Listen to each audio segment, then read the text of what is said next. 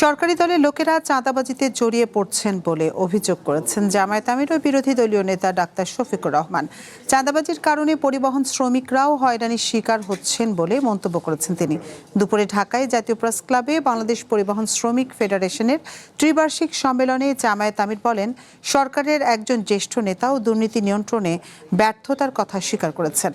এমন পরিস্থিতিতে সরকারের নৈতিক অবস্থা নিয়ে প্রশ্ন তুলেছেন তিনি। বলেন, জুলাই গণ আন্দোলনের অর্জন কোনো ব্যক্তি বা রাজনৈতিক দলের নয়, এই অর্জন দেশের 18 কোটি মানুষের।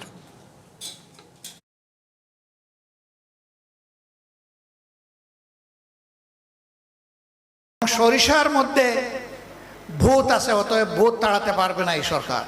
তাদের দলীয় একজন সিনিয়র নেতা কালকে বলেছেন যে আমরা হতাশ, 5 মাসের এই সরকারের সময় দুর্নীতি বন্ধ করা যায়নি, বরঞ্চ দুর্নীতি বৃদ্ধি পেয়েছে। তারেক রহমান সাহেব প্রধানমন্ত্রী, তিনি চান না, অথচ দুর্নীতি সবাই করে, এটা কিভাবে হলো? আমরা দেখি তার ইশারায় সব কিছু চলে, তাহলে তার ইশারায় এটা বন্ধ হয় না কেন?